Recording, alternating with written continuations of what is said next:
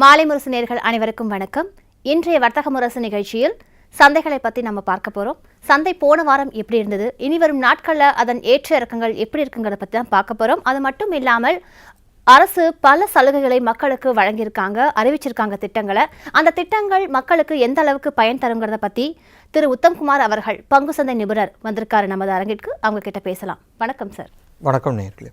Sir, சென்ற வாரம் இந்திய பங்கு சந்தை நிலைகள் என்ன சார், எப்படி இருந்தது? போன வாரம் ரொம்ப இவெண்ட்ஃபுல் வீக்காக இருந்துச்சு. நிறைய நியூஸ் கொடுத்துருக்காங்க. கவர்மெண்ட் பம்பர் நியூஸாக கொடுத்துட்ருக்காங்க.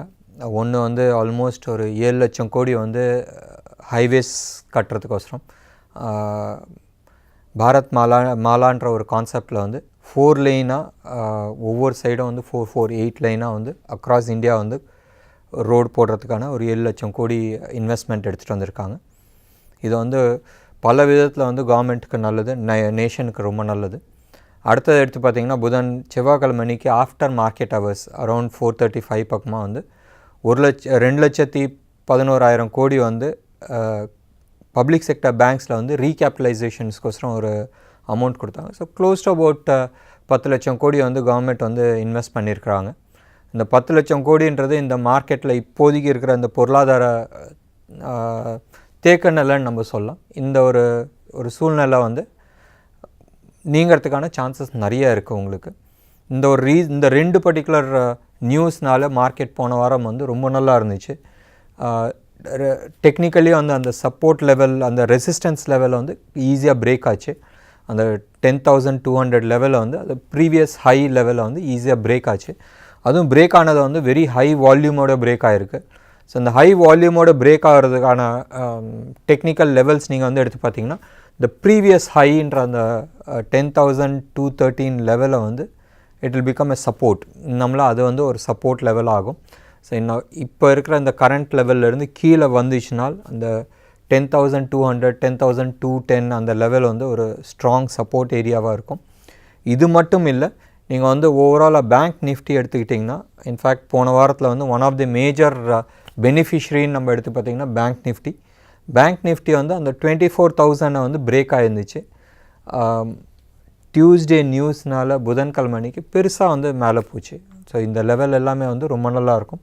அண்ட் இன்ஃப்ரா ஸ்டாக்கு எஸ்பெஷலி இந்த கவர்மெண்ட் கொடுத்துருக்க இந்த இன்ஃபர்மேஷன் அந்த ஆல்மோஸ்ட் 8 லட்சம் கோடி இன்வெஸ்ட்மெண்ட் பண்ணுறதுக்கான news which was a very positive news for infra companies.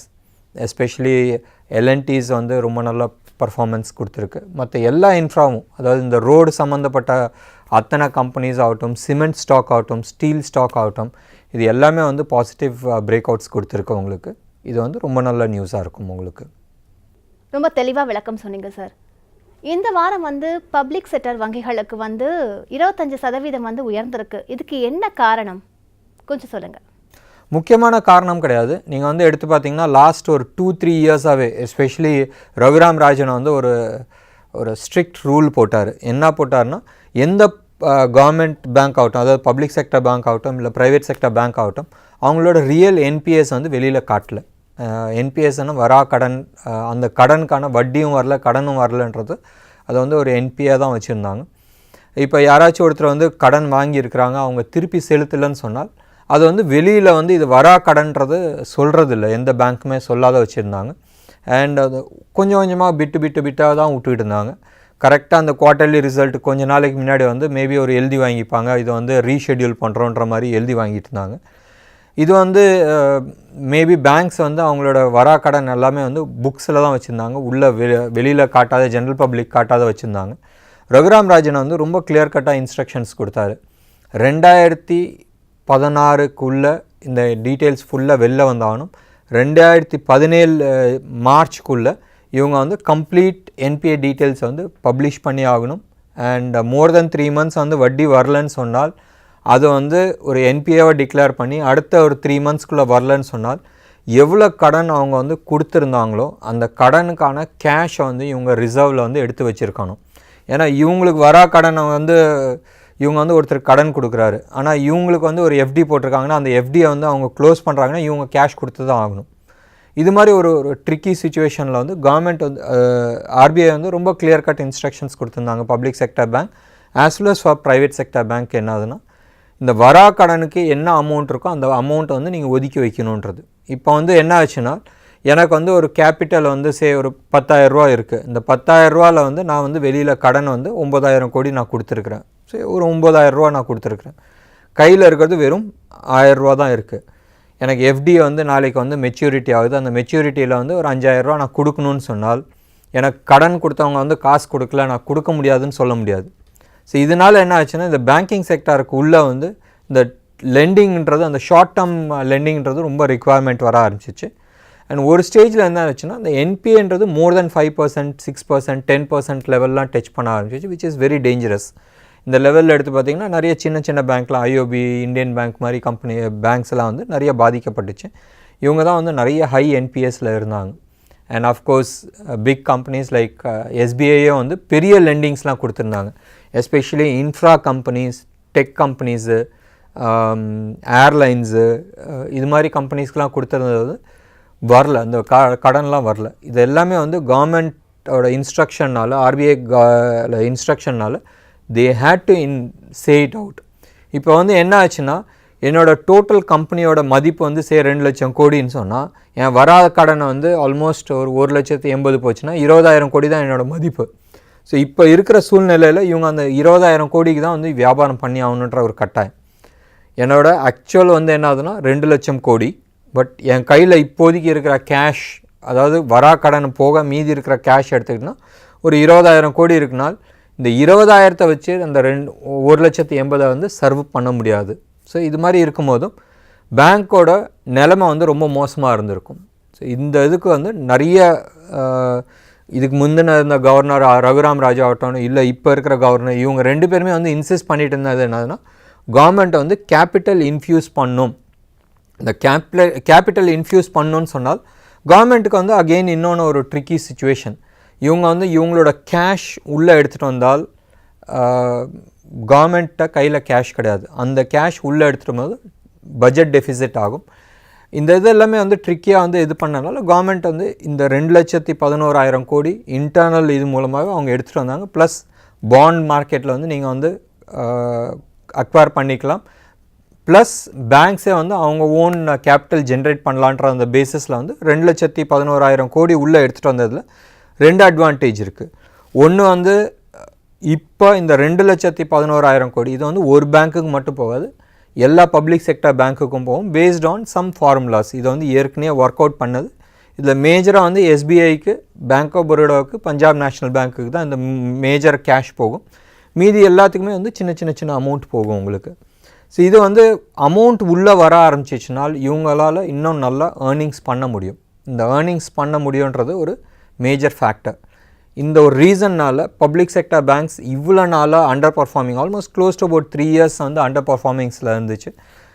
All of A sudden இந்த கேஷ் வருதுன்னு சொன்னோன்னா மார்க்கெட் வந்து ஷூட் ஆச்சு. உங்களுக்கு தெளிவாக பதில் சொன்னீங்க சார். தற்போது வந்து பொதுத்துறை வங்கிகள் 25% வந்து உயர்ந்திருக்கு. இதுக்கு என்ன காரணமாக இருக்கும் சார், கொஞ்சம் சொல்லுங்கள். இதுக்கு முன்னாடி கேள்விக்கான பதில் தான் இது வந்து கண்டினியூஷன். உங்களுக்கு 2,11,000 கோடி வந்தனால மார்க்கெட் வந்து புதன்கிழமை மார்னிங் வந்து கேப் அப் ஓப்பன் ஆச்சு. இன்ஃபேக்ட் அதுக்கு முன்னாடியே வந்து கியூ எடுத்துக்கிட்டிங்கன்னா யூஎஸ் மார்க்கெட் வந்து பாசிட்டிவாக இருந்துச்சு, ஜாப்பனீஸ் மார்க்கெட் ரொம்ப பாசிட்டிவாக இருந்துச்சு. ப்ளஸ் சிங்கப்பூரில் எஸ்ஜிஎக்ஸ் நிஃப்டி வந்து க்ளோஸ் அபவுட் 140-150 பாயிண்ட்ஸ் அப் மார்க்கெட்டில் தான் ஓப்பன் ஆயிருந்துச்சு நிஃப்டியை பொறுத்த வரைக்கும். இதே கேப் அப் தான் இங்கேயும் ஓப்பன் ஆச்சு. Close about 140 points gap up open ஆச்சு. பட் ஸ்லோவாக அது வந்து கீழே வந்துடுச்சு. உங்களுக்கு அடுத்த விஷயம், பட் பேங்க் நிஃப்டி வந்து ஆல்மோஸ்ட் 900 பாயிண்ட்ஸ் வந்து கேப் அப் ஓப்பன் ஆகிருந்துச்சு. அந்த பேங்க் நிஃப்டி 900 பாயிண்ட்ஸ் கேப் அப் ஓப்பன் ஆகிருந்துச்சு. பப்ளிக் செக்டர் பேங்க்ஸ் தான் வந்து எல்லாமே வந்து ஆல்மோஸ்ட் எந்த பேங்க் நீங்கள் எடுத்து பார்த்தாலும் அபவுட் 20-22% அப் சைடில் தான் போயிருந்துச்சு. பேங்க் நிஃப்டியோட மேஜர் கான்ட்ரிபியூஷன் நீங்கள் எடுத்து பார்த்தீங்கன்னா ப்ரைவேட் செக்டர் பேங்க்கில் வந்து ஹெச்டிஎஃப்சி இருக்குது, ஆக்சிஸ் பேங்க் இருக்குது, ஐசி இருக்குது. பட் பப்ளிக் செக்டர் பேங்க்கில் வந்து ஒரு 2 பேங்க் வந்து major contributor for bank Nifty. One is SBI, இன்னொன்று வந்து பேங்க் ஆஃப் பரோடா. எஸ்பிஐ வந்து க்ளோஸ் டு அபவுட் 22-23% அப்டிக் ஆச்சு. அந்த அப்டிக்கோட நிறைய பேர் வந்து செல் பண்ணியிருந்தவங்க எல்லாருமே வந்து ஷார்ட் கவரிங் பண்ணாங்க. அந்த ஷார்ட் கவரிங் பண்ணதுனால இது ஃபியூச்சர்ஸில் வந்து ஷார்ட் கவரிங் பண்ணனால ஆல்மோஸ்ட் 29% வரைக்கும் அப்பாச்சு. இதே கேஸ் தான் வந்து bank of Baroda Punjab national பேங்க்கில் வந்து ஆல்மோஸ்ட் 49% வந்து அப்பாக இருந்துச்சு, விச் இஸ் வெரி பாசிட்டிவ். இதுக்கு மெயின் ரீசன் நீங்கள் எடுத்து பார்த்தீங்கன்னா பல மாதங்களாக எஃப்ஐஐஸ், அதாவது இந்த ஃபாரின் இன்ஸ்டிடியூஷன் இன்வெஸ்டர்ஸ் நீங்கள் எடுத்து பார்த்தீங்கன்னா அவங்க வந்து இந்த பேர் ட்ரேடிங்னுவாங்க. அந்த பேர் ட்ரேடிங்கில் வந்து எடுத்துக்கிட்டிங்கன்னா ஒரே செக்டாரில் இருக்கிற 2 ஸ்டாக்கு, ஒன்று வந்து ஷார்ட் பண்ணுவாங்க, இன்னொன்று வந்து பை பண்ணுவாங்க. இது இந்த பேர் ட்ரேடிங்கிற அந்த கான்செப்டில் வந்து ப்ரைவேட் செக்டர் பேங்க்ஸை இவங்க வந்து பை பண்ணி வச்சுருந்தாங்க. என்பிஎஃப்சி பேங்க்ஸ், என்பிஎஃப்சி ஃபைனான்ஸ் கம்பெனிஸை வந்து நான் பேங்கிங் ஃபைனான்ஸ் கம்பெனிஸை வந்து பையில் வச்சுருந்தாங்க. பப்ளிக் செக்டர் பேங்க் வந்து இவங்க ஷார்ட்டில் வச்சுருந்தாங்க. இது வந்து பல மாதங்களாக இந்த ஸ்ட்ராடலில் வந்து அவங்க ஒர்க் அவுட் பண்ணியிருந்தாங்க. ஆல் ஆஃப் எ சடன் இது வந்து 22-24% வந்து அப் ஆனோன்னு பப்ளிக் இந்த எஃப்ஐஐஸ் வந்து வேறு வழியே கிடையாது, இவங்க வந்து இந்த ஷார்ட் கவரிங் பண்ணி ஆகணும். இவங்க ஃப்யூச்சர்ஸில் செல் பண்ணதை வந்து பை பண்ணியே ஆகணும். புதன்கிழமை, ஏன்னா வியாழக்கிழமை அன்றைக்கி எக்ஸ்பைரிக்கு இவங்க வந்து அந்த ட்ரிக் பண்ண முடியாது. ஸோ இவங்க வந்து அந்த ஷார்ட் கவரிங் பண்ணாங்க. ஷார்ட் கவரிங் பண்ணும்போது இவங்களுக்கு வந்து அந்த லிக்விடிட்டி ப்ராப்ளம் இருந்துச்சு, கையில் கேஷ் கிடையாது. அப்போ இவங்க வந்து என்ன பண்ணாங்கன்னா பப்ளிக் செக்டர் பேங்க்ஸை வந்து பை பண்ணும் போதும் ப்ரைவேட் செக்டர் பேங்க்ஸையும் என்பிஎஃப்சி ஸ்டாக்ஸையும் வந்து டைல்யூட் பண்ணாங்க. இந்த ஒரு ரீசன் நீங்கள் எடுத்து பார்த்தீங்கன்னா எஸ் பேங்க் ஆகட்டும், ஹெச்டிஎஃப்சி ஆகட்டும், ஆக்சஸ், ஐசிஐசிஐ, பஜாஜ் ஃபைனான்ஸ், எல்லா என்பிஎஃப்சியும் நீங்கள் எடுத்து பார்த்தீங்கன்னா செல் மோடில் இருந்துச்சு. அது நெகட்டிவ் ரிட்டர்ன்ஸ் கொடுத்துச்சு, வேறஸ் பப்ளிக் செக்டர் வந்து மேலே போச்சு. இந்த short covering also was one of the reasons. இந்த ஷார்ட் கவரிங்கிற அந்த ஒரு காரணத்தினாலையும் பை பண்ணியே ஆகணுன்ற ஒரு கட்டாயத்தில் இவங்க வந்து பை பண்ணாங்க. அந்த பை பண்ணுறதுக்கு கேஷ் இல்லாதனால ப்ரைவேட் செக்டர் பேங்க்ஸோட ஸ்டாக்ஸை வந்து விற்றுட்டு இதை வந்து பை பண்ணாங்க. இதுவும் ஒன் ஆஃப் த ரீசன்ஸ். ஓவராலாக நீங்கள் வந்து எடுத்து பார்த்தீங்கன்னா பப்ளிக் செக்டர் பேங்க்கோட இண்டெக்ஸ் வந்து ஆல்மோஸ்ட் 24-25% அப் ஆயிருந்துச்சு. ஸ்பெசிஃபிக்காக நீங்கள் சொல்லணும்னு சொன்னால் பேங்க் ஆஃப் பரோடா வந்து 30% ப்ளஸ் ஆயிருந்துச்சு, எஸ்பிஐ 29 ஆயிருந்துச்சு. சர்ப்ரைசிங்லி பஞ்சாப் நேஷ்னல் பேங்க் இது வரைக்கும் 50% அப்பெல்லாம் வந்து யாருமே கேள்விப்பட்டதில் அப்பா இருந்துச்சு. உங்களுக்கு நேர்களே, ஒரு சிறிய இடைவேளைக்கு பிறகு வர்த்தக முரசு நிகழ்ச்சி தொடரும், காத்திருங்கள்.